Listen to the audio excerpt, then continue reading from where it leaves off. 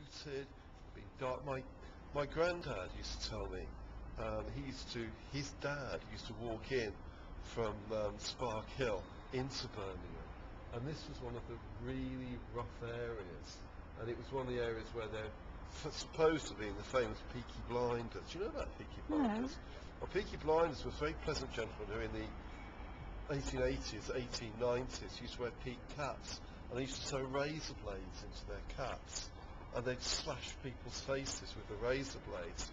Now, I can never quite work out whether this is just an apocryphal story or it's real, but it certainly has got this kind of folk myth in Birmingham about Peaky Blinders, and they were supposed to be one of their areas.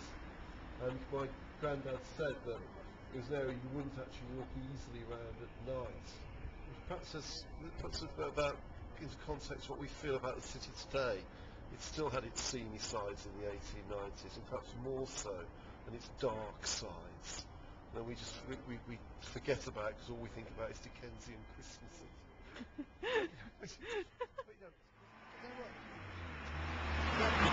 I read this thing about this woman who was hung in about, I think, the early years of the last century, and she ran a business, and basically what she did, she puts adverts in papers, and children boarded out. And so if people had illegitimate children or children they didn't want, they gave them to this woman, and most of them she bopped on the head and finished them off. And eventually she was discovered, and it was quite a cause célèbre. Well, I suppose these things, we see these things, we think everything's very much in the public eye these days. But some very dark and terrible things went on in cities like this. I'd say the story about sewerage in Birmingham, which is quite fun. Chamberlains, who we were talking about earlier, they were the great civic reformers, and they introduced, apart from concentration camps, municipal socialism. And one of these big first battles was over sewerage in Birmingham.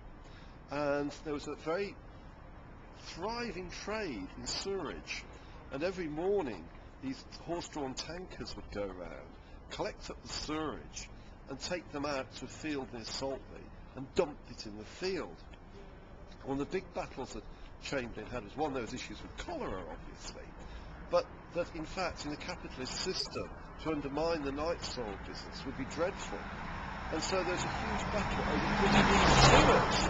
You think it was just common sense, but no, it would have impacted on capitalism. In fact, you put the night soil traders out of business, and so it took 15 years to get sewers built in Birmingham because of the battles between the Liberals and the Tories.